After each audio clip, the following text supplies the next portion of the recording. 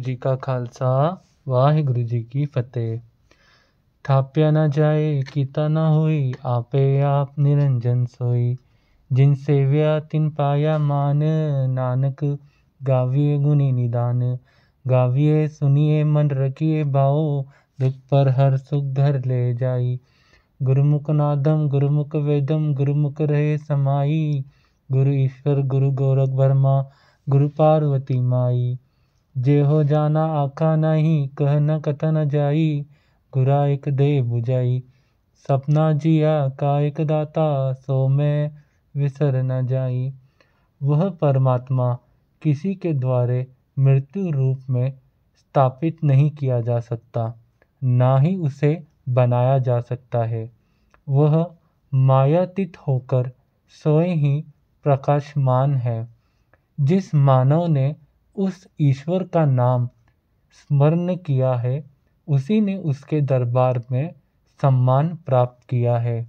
श्री गुरु नानक देव जी का कथन है कि उस गुणों के भंडार निरंकार की बंदगी करनी चाहिए। उसका गुणगान करते हुए, प्रसाद सुनते हुए अपने हृदय में उसके प्रति श्रद्धा धारण करें। ऐसा करने से दुखों का नाश होकर घर में सुखों का वास हो जाता है। गुरु के मुंह से निकलता हुआ शब्द ही वेदों का ज्ञान है। वही उपदेश रूप ज्ञान सभी जगह विद्यमान है। गुरु ही शिव, विष्णु, ब्रह्मा और माता पार्वती है, क्योंकि गुरु परम शक्ति है। यदि मैं उस सरगुण स्वरूप परमात्मा के बारे में जानता भी हूँ, तो उसे कथन नहीं कर सकता, क्योंकि उसका कथन किया ही नहीं जा सकता।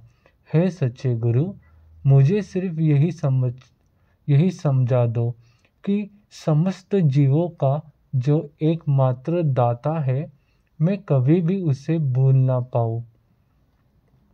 तीरथ नावा जेतिस भावा, बिन भाने के नाई करी। जेति सिरति उपाय वे खा विखु बिनु, करम की मिले लई। मतवित रतन जवाहर मानिक, जे एक गुरु की सिख सुनी। गुरा एक दे बुझाई, सपना जिया का एक दाता। सो में विसर न जाई। तीर्थ स्नान भी तभी किया जा सकता है यदि ऐसा करना उसे स्वीकार हो। उस अकाल पुरुष की इच्छा के बिना मैं तीर्थ स्नान करके क्या करूँगा, क्योंकि फिर तो यह सब अर्थहीन ही होगा। उस रचिता की पैदा की हुई जितनी भी सृष्टि में देखता हूँ, उसमें कर्मों के बिना न कोई जीव कुछ प्राप्त करता है और ना ही उसे कुछ मिलता है। यदि सच्चे गुरु का मात्र एक ज्ञान ग्रहण कर लिया जाए, तो मानव जीव की बुद्धि रत्न, जौहर व माणिक जैसी पदार्थ से परिपूर्ण हो जाए। हे गुरु जी, मुझे सिर्फ यही बोध करवा दो कि सृष्टि के समस्त प्राणियों को देने वाला निरंकार मुझसे विमुक्त ना हो। जे जुग चार आरज होर दसुनी होए, नवा खंडा भी जानिए नाल चले सब कोए। चंगा नाव रखई के जस कीरत जग लई, जेतिस नजर न आवे ना बात न पूछे के। कीता अंदर कीत कर दोषी दोष धरे, नानक निर्गुण गुण करे गुणवंतिया गुण दे। तेहा कोई न सूझे जेतिस गुण कोई करे।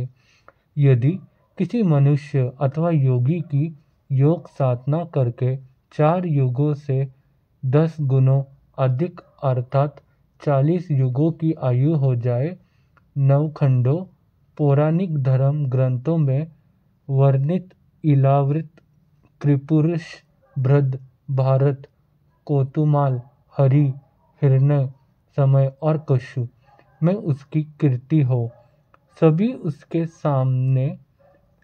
उसके सम्मान में साथ चले, संसार में प्रखर पुरुष बनकर अपनी शोभा का गान करवाता रहे। यदि अकाल पुरुष की कृपा दृष्टि में वह मनुष्य नहीं आया, तो किसी ने भी उसकी क्षमा नहीं पूछनी।